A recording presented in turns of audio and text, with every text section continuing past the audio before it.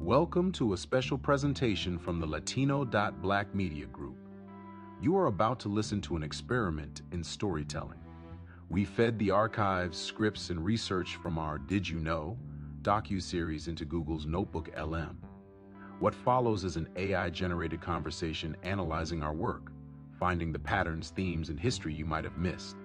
It's unscripted by humans, but deeply grounded in our heritage. Welcome to the deep dive. When you hear that voice, you know the one I'm talking about, that rapid fire, kind of raspy, always energized voice, you know instantly who it is. Rosie Perez. Exactly. The attitude, the rhythm, the sheer energy.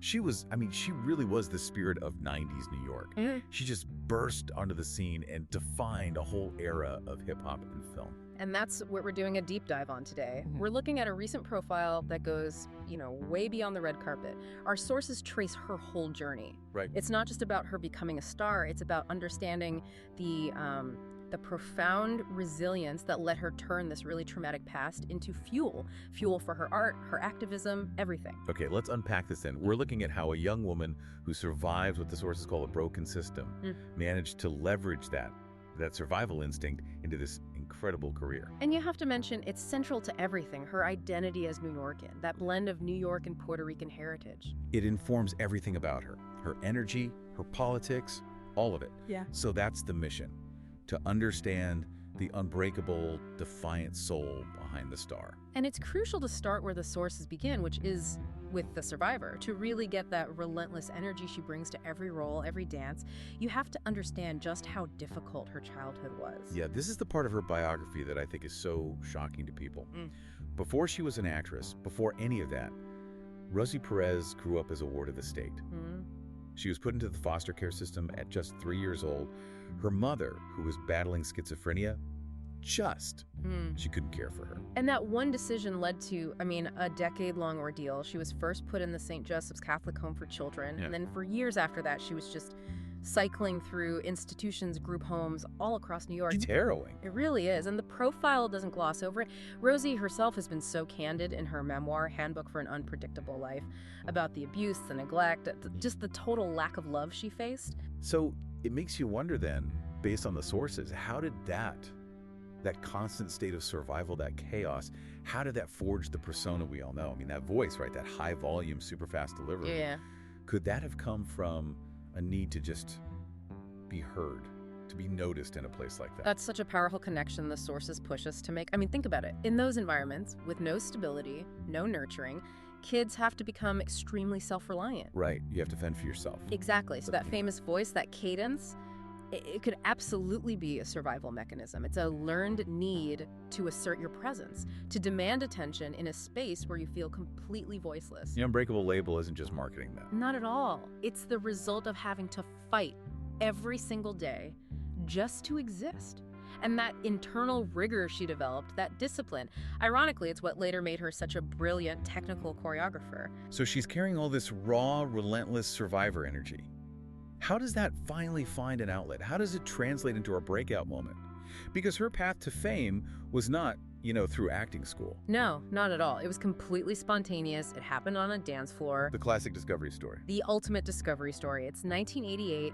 Spike Lee is getting ready to shoot his next big film, and he's at this club in LA called the Funky Reggae, and he just sees Rosie Perez dancing. And the sources say she was dancing furiously. He was apparently just captivated by her energy, her style. It was aggressive, it was unique, and he hired her, right there. On the spot.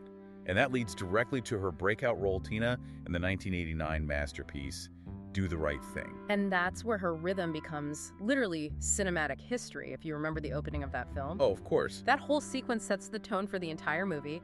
It's 4 solid minutes of Rosie dancing with this passionate, just unapologetic fury to Public Enemy's Fight the Power. It's an unforgettable open. It didn't just introduce an actress. It introduced a whole new kind of energy, a body language that defined the 90s. But here's the thing that's so interesting, right? The acting was almost secondary to the talent she already had. Because before she was a household name for acting, she was already a pioneering hip-hop choreographer. She wasn't just part of 90s dance culture. She was creating it. She was the creative engine behind the legendary Fly Girls on In Living Color. Which for network television at the time that was groundbreaking. Totally groundbreaking. Her job was to blend authentic street styles, the stuff she grew up with in Brooklyn, with the kind of technical precision you need for TV. And that's why it worked so well. It felt real, it had that grit, but it was also so sharp and polished. Exactly. And we have to connect the dots for you here, because that role didn't just define 90s dance, it launched careers. Jennifer Lopez. Jennifer Lopez got her start as a fly girl, learning the business, the precision, all of it right under Rosie's direction. And beyond, in Living Color, her influence was it was staggering. She was shaping the look of pop music everywhere. Oh, yeah. She was choreographing these iconic music videos for Janet Jackson, Bobby Brown, LL Cool J, even Diana Ross. The range is incredible. It shows her versatility in moving from that raw hip-hop edge to polished pop. Only a true master can do that. So we have the survivor, the rhythmic innovator. Let's shift now to her acting, because she got famous for that fast-talking, comedic energy in movies like White Men Can't Jump. Right. But the sources argue that her real artistic achievement came in 1993, when she showed this devastating, dramatic depth. That's right. Her performance in the film Fearless, it was a complete departure from everything she'd done before. She played Carla Rodrigo, a grieving mother who survives this terrifying plane crash. And the reaction to that performance, it wasn't just good. No, critics were floored. They called it raw and devastating. They said she just peeled back all those layers of that tough, street-smart exterior to show this profound vulnerability, this grief. And that got her the Oscar nomination. An Academy Award nomination for Best Supporting Actress. It was the industry basically saying, okay, she's not just kinetic energy. She is a serious, dramatic actor. But, like you said at the start, her impact goes way beyond the screen. Her activism is just as fierce as her acting. Let's talk about her commitment to Puerto Rico. Yeah, her advocacy is such a core part of who she is. It shows that fighter spirit in action. One of the best examples is her work with the VX protests. Explain that for people who might not know. So, VX is a small Puerto Rican island that the U.S. Navy used for decades as a bomb testing site. And as a result, the local people suffered these horrible health and environmental problems. And she got directly involved. This is taking on the U.S. military. She went right to the front lines. In 2000, she was at a huge protest in Manhattan to demand the Navy stop the bombings, and she got arrested for disorderly conduct. Wow. Yeah, and that arrest shows she was willing to put her own freedom, her safety, even her Hollywood career on the line for the cause. She used her fame as a tool. And she also directed a documentary about it. Right. Not about that specifically, but about the broader culture. The film, Yo Soy Boricua, pa que tú lo sepas. It means, I'm Puerto Rican, so you know.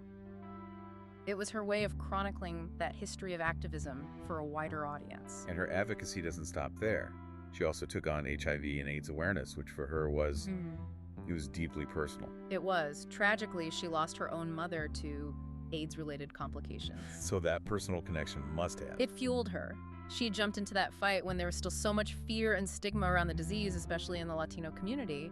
She knew that just being a celebrity face wasn't enough. You needed policy. So how did she go from activist to, a policy influencer? She used her platform in a really smart, formal way. She actually served on the Presidential Advisory Council on HIV/AIDS, or PACHA, under President Obama. That's a serious appointment. It's a very serious role. PACH advises the White House on prevention and treatment strategies. So she was essential in bridging that gap between government policy and what's actually happening on the ground, making sure the outreach was, culturally relevant and effective. It's this lifelong commitment to service that seems to be rooted in her own survival. And it brings it all full circle back to the power of art. Absolutely. Right now, she chairs the artistic board for the Urban Arts Partnership. It's a group that brings arts education to underserved public school kids in New York City. Because she knows firsthand. She knows firsthand that art isn't a luxury, it's a tool. It's a tool for self-expression, for survival, and ultimately for triumphing over your circumstances. So when you put it all together, we've looked at the survivor of the foster care system, the innovator who defined 90s dance, the Oscar nominee, the unwavering advocate. What's the big takeaway here? Well, if we synthesize it all, I think Rosie Perez's story is it's a powerful blueprint for what real resilience looks like. She refused to let a broken childhood define her. Instead, she took all that pain, that fight, that need to be loud and bold. And used it as fuel. Exactly, as fuel for her art and her advocacy. She's a warrior who turned trauma into action. Her voice, her history, her rhythm, they really were her superpowers. Born September 6, 1964, breakout in Do the Right Thing, the legendary Fly Girls choreographer, and that Oscar known for Fearless. So if her dancing and her acting captured her public energy, where can you go to really understand the source of that unbreakable spirit, why she fights so hard? The memoir. You have to explore her memoir, Handbook for an Unpredictable Life. I really encourage you to delve into it because that's where you'll grasp the true depth of the survivor behind the star. That's where her real power lies. Thanks for diving deep with us. To explore the full archives of the Did You Know docuseries, head over to Latino.Black. This is where heritage meets the algorithm. I'm Santiago, signing off.